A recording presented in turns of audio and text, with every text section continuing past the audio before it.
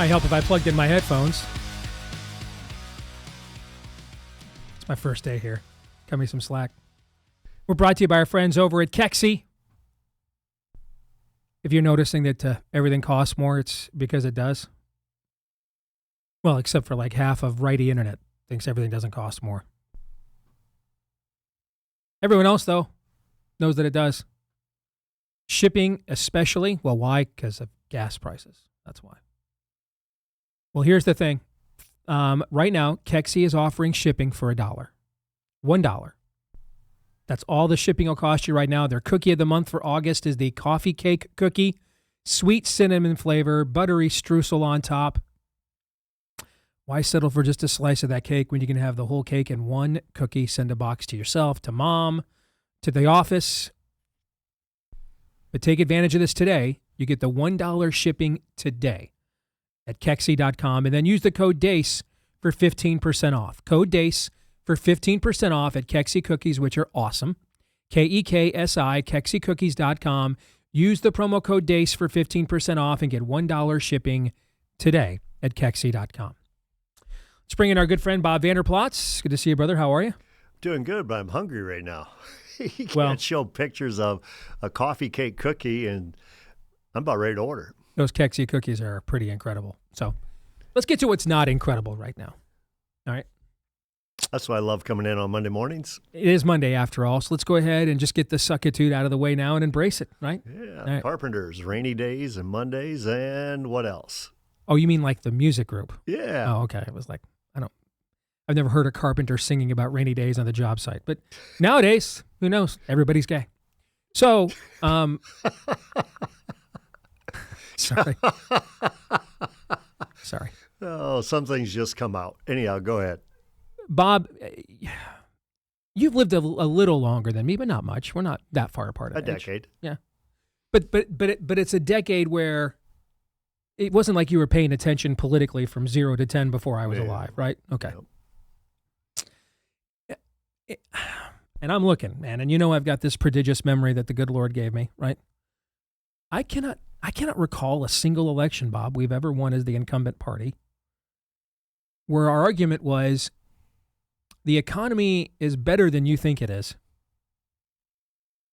And it doesn't matter if we haven't followed through on the things we promised you. Have you seen how radical the Democrats are? Because, I mean, we've played this card before. I've seen this one played many times, right? And I'm pretty sure it's over, that it's never been successful one time. And so, you know, this is, what's her first name? The Wisconsin gal that's about to be your next governor, Todd? Francesca Hong. Yeah. Here's the thing. Francesca Hong, guys, I'm just going to tell you right now, short of literally just skinning kittens alive on camera, if this economy does not improve, it doesn't matter what radical statement she made yesterday, tomorrow, 6 weeks from now, 25 years ago, it doesn't matter. She's going to be the governor of Wisconsin. That's going to happen. So correct me if I'm wrong. I would like to be wrong because Congress has just decided we weren't doing anything anyway. So we'll just come back. We'll see you in mid-September. So nothing's going to happen there. No save act. I have no idea what in the world. I don't even know a law knows at this point what in the world we're doing in the Strait of Hormuz. Somehow attacking Iran ended up trading blockades of the Strait of Hormuz with Iran. I don't know what we're doing at this point. I'm tired of, and I'm not alone. This is the big one, Alice. We're coming to get you. Right? Never mind. Now we're just going to do economic sanctions. What? I know this isn't going to work, or am I wrong? I'll let you talk me out of it. Go ahead. Well, you're not wrong. And it's one of those things where I just talked with our team. We need to wake up the sleeping giant because of this governor candidate of Wisconsin. Can't even pronounce her name. Francesca Hahn, is it? Hong. And her comments, what you're seeing, all over the country. I mean, this is spiritual warfare at the end of the day. And I think what's making it so alarming today, it has just become so obvious, good versus evil. But the fact is, if the good isn't going to follow through on the things that we said we're going to follow through on, what motivates those to get out of the pews and to the polls? The thing, though, Steve, I also look at I'm looking at this party system right now in the state of Iowa and across the country and going, we are just controlled by the political class. All the consultants who know best of what we should do, and you pay me and I'll tell you the best what to do, instead of letting the candidates be the candidates, and let's go to actually some places that'll actually move numbers. Just leaving a team meeting today and hearing all the consultant type garbage of going, that's all white noise. I was in a donor meeting on Saturday and I told the donor, I said, I've been around a lot of smart people who have made a lot of money, who become exceptionally dumb when it comes to investing in campaigns. Because you're believing the consultants. And the consultants say, give me money so I can pay this vendor and that vendor and that vendor and that vendor, and they give me kickback after kickback after kickback, so I can fly my private jets. I can live my lavish lifestyle. Well, we don't care if that candidate goes down in flames or not. We have got a problem. And so to me, I'm looking at one of the most reliable voting blocks you have in the country. We've proved it here over and over and over again in the state of Iowa. But now as we do the Daniel impact across the country, is these church people who are under good teaching, biblical teaching, gospel teaching, of why you want to be a timeless and prophetic voice to the culture. And it moves numbers time and time and time again. I used to teach accounting. I know a little bit about math. 37% of people who are registered who attend a gospel-believing, Bible-teaching church aren't voting. If you can move a small percentage of that number, you might have a chance. You might have a shot, but give them something to vote for. And I got to tell you, I've reached my Popeye moment. This is all I can stands no more. We are being overly consultant, and what it is, it's paying the consultants, but it's not doing the candidate one bit of good. And it's like, give me a plan. And the plan is this. Guys, code. I'm going to speak directly. The plan is this. Give me a plan that shows the kickback that comes to me as a consultant as I advise the candidate you want to win. I'm telling you what, guys, these guys are selling us down the river. If you want to know why voters are complacent today and why a guy or a girl, whatever she is, Francesca Hong, is going to win the governorship, because people are tired of this stuff. And you're seeing it. I'm concerned right here in the state of Iowa, not only about the stuff, Steve, you talked about nationally, and there's a lot of reasons to be divided nationally, and you got talking heads nationally dividing us, but just locally. You've got one element out there saying, let them lose, let them lose. Basically what you're saying. They're saying, let them pay the price and get beat. And you got consultants saying, give me more, give me more, give me more. And I'm like, are you kidding me? And what it is taking the decision-making away from the candidates. You're putting into the consultants who are shielding the candidates from real voices and real people. And I tell you, I told our team, if this is the way they're going to operate, count me out as well. Count this whole team out as well. We won't work with the churches. We won't work with the churches to say why you need to get involved in this election. Stop taking us for granted. I'm sick of it. I'm tired of it. And it's exactly what you're feeling, what I'm feeling, and what Trump gave voice to in 2016, why he became president, is what the people now are giving voice to. We're tired of it. Stop taking us for granted. Actually deliver on what you said you're going to deliver on. Get rid of those consultants. Mary, I'm going to go back in time. Remember I believe it was a 2012 race that Rick Santorum won the Iowa caucuses? You know who else was in that race, Steve? There are several people. Tim Pawlenty was one of them. Tim Pawlenty was the governor of Minnesota, and there was a lot of hype about Tim Pawlenty, that he could be the next nominee. He could actually win the presidency. And when I had lunch with Tim and Mary Pawlenty after the Iowa caucuses were over and Mitt Romney was your nominee, Tim Pawlenty said, you know, all the consultants told me I need to spend one deviation below Mitt Romney and I'd be the nominee. He goes, what I should have done is spent one deviation above Rick Santorum, and I might have been and not listened to him. But the problem is, every campaign cycle, you see this all the time, every campaign cycle. You got to listen to these well-paid, well-heeled consultants. And I'm telling you what, they're going to lose. If it continues this way, it's August now. They will lose. If they don't get their act together, I think you're going to get more and more people like me going, you know, I'm pulling out. When every bit of me says I want to be all in because I see what's at stake.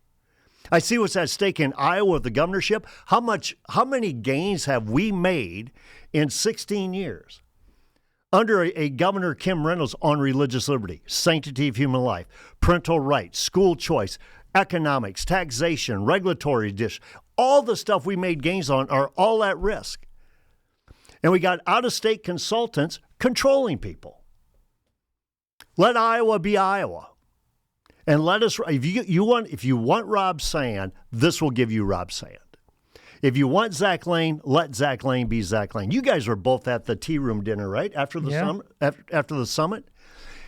Play that interview over and over and over again. Zach Lane will become governor. He did outstanding there, but he wasn't heavily consultant either.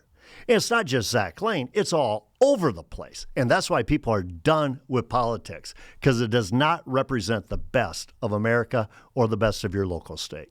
So then what do we do about it? What you do about it is, first of all, you activate people and give people like you on a talk show, Todd and Aaron on a talk show.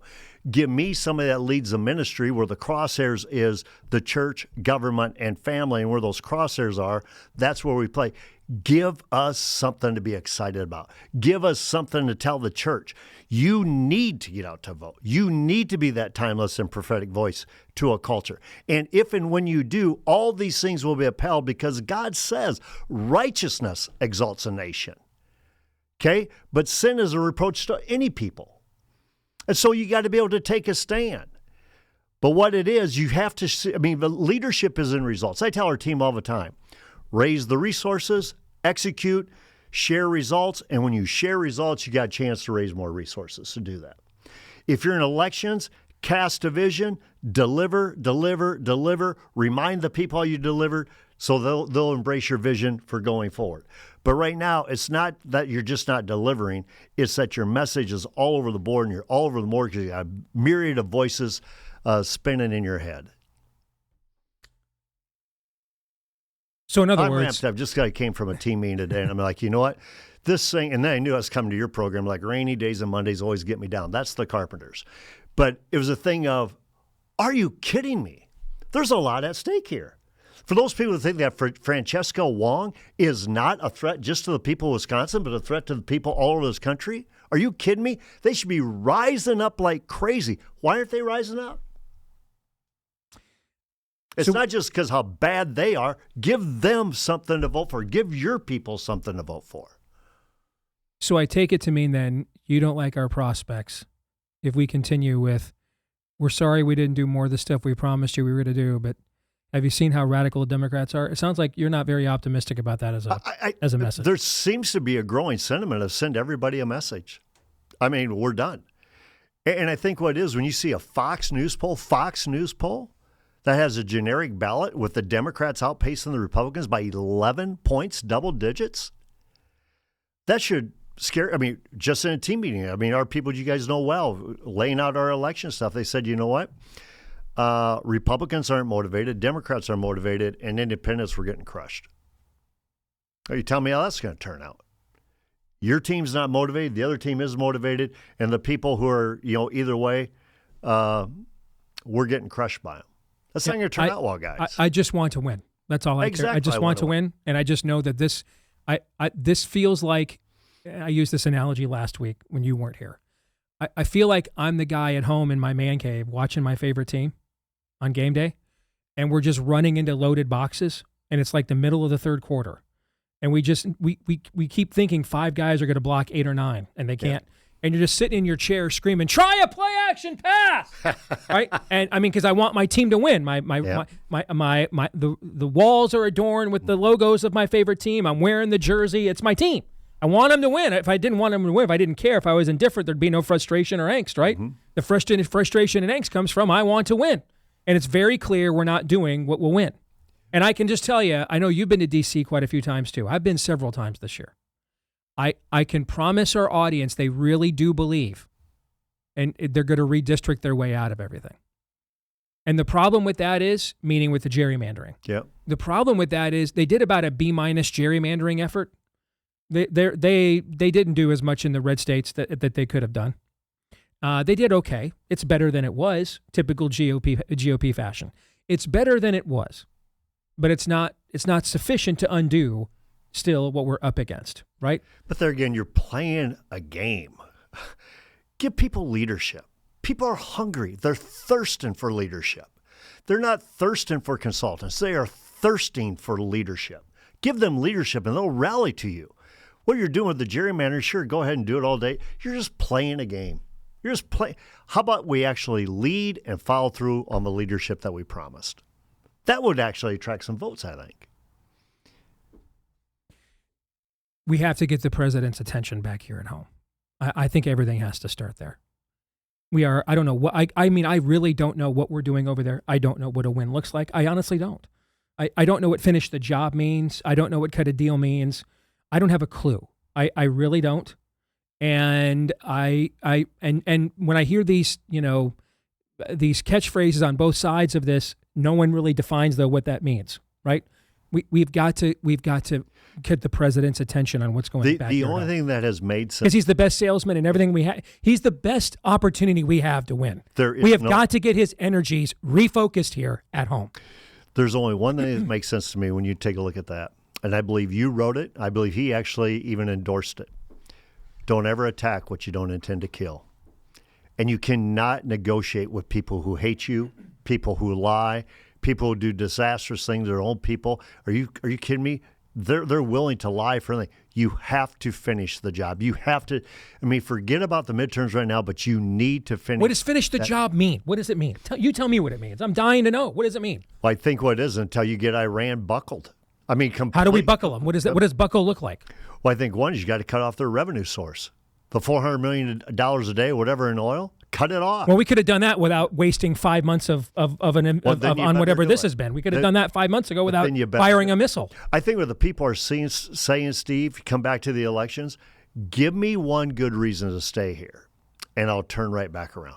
But they need something. I don't disagree. They need something. Remember, I just don't know what that reason is, and it's not supplied. We got 30 seconds. I'll give you the last word. I told our team again is that when I was in my high school senior year, we played our rival. And this was a team that we're going to have to beat to go to the state tournament, but it's in the regular season. 20 seconds. They beat us. But I remember our coach saying they woke up a sleeping giant, and we destroyed them in the district championship, went on to the state tournament. What we need right now is some leadership that wakes up a sleeping giant.